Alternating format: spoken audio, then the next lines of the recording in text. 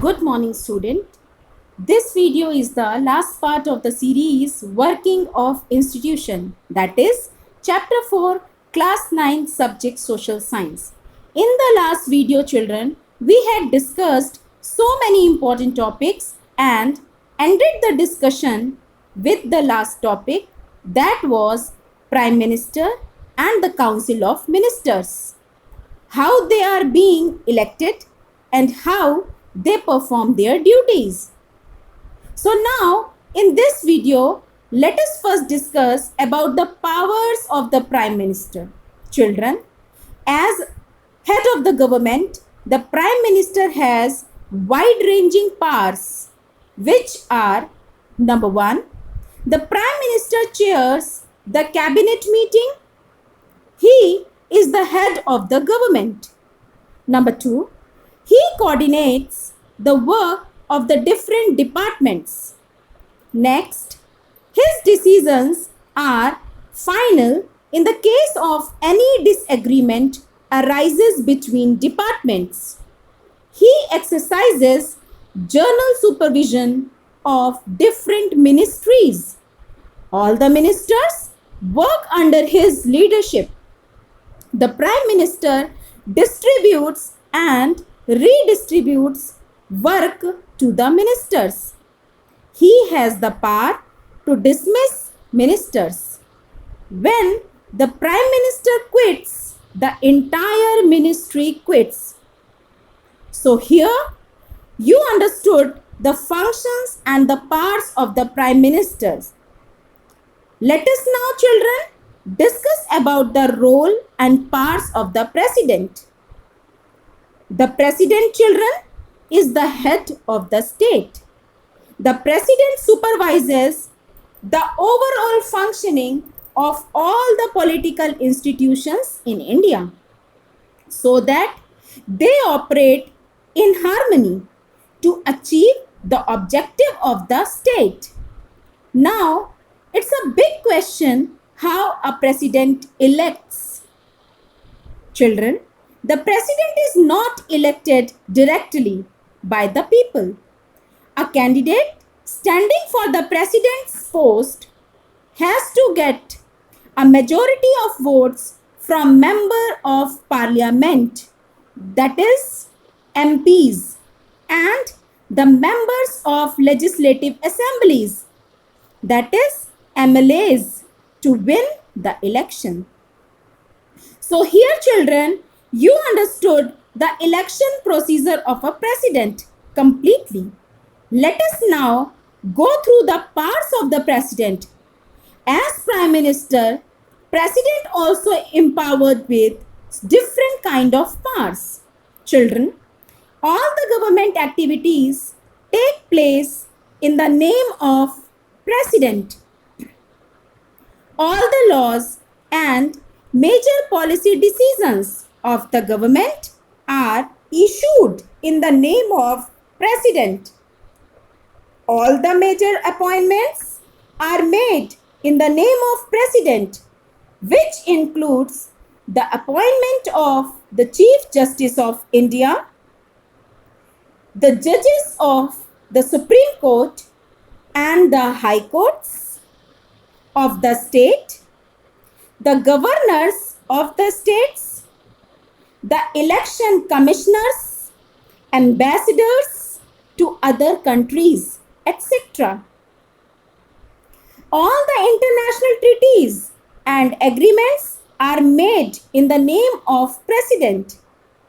The President is the Supreme Commander of Defense Forces in India. You can say he is the Supreme Commander of Indian Air Force, Indian Army, and Indian Naval Services. The President students exercises all these powers only on the advice of the councils of ministers. The President can only appoint the Prime Minister by his or her own will.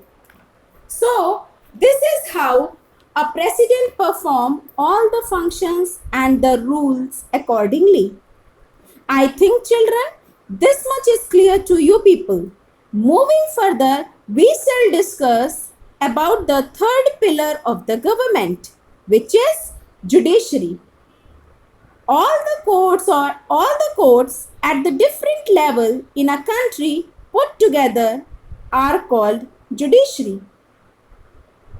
The Indian judiciary consists of a Supreme Court for the entire nation, high courts in the states, district courts, and the courts at the local level. Children, India has an integrated judiciary, which means all the levels of it are interlinked or interconnected. The Supreme Court controls the judicial administration in the country. Its decisions are binding on all other courts of the country. It can take up any dispute between citizens of the country, between citizens and the government, between two or more state governments, or between government at union and state level. Children, this pillar of the government is independent in nature. Independence of judiciary means that it is not under the control of the legislature or the executives. The judge do not act on the directions of the government or according to the wishes of the party in power. The judges of the Supreme Court and the High Courts are appointed by the President on the advice of the Prime Minister and in consultation with the Chief Justice of Supreme Court. The recruitment of this post is not an easy task.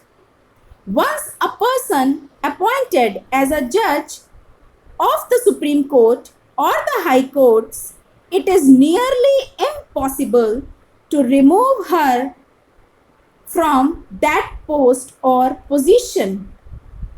A judge can be removed by an impeachment motion passed separately by 2/3 members of the two houses of the parliament.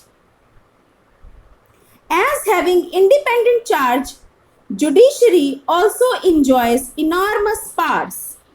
The judiciary in India is one of the most powerful judiciary in the world.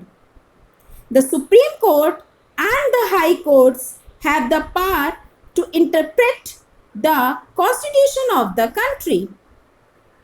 They can, children, determine the constitutional validity of any legislation or action of the executive in the country when it is challenged before them. This is known as judicial review. The Supreme Court of India has also ruled that core or the basic principle of the constitution cannot be changed by the parliament. The powers and the independence of Indian judiciary allow it to act as the guardian of all the fundamental rights. Anyone can approach the courts if public interest is hurt by the action of the government. Citizens, children, have right to approach the court to seek remedy in case of any violation. In recent years, Indian courts have given historical judgments and directives to protect public interest and human. The courts has played a very important role in checking malpractices on the part of public official. The court also intervened to prevent the misuse of the government powers to make decision. The Supreme Court and the High Courts have the power to interpret the constitution of the country. So children, this is how the whole institution works for the country's welfare. I hope children, this video helps you in your studies and make the concept more clear. Thank you.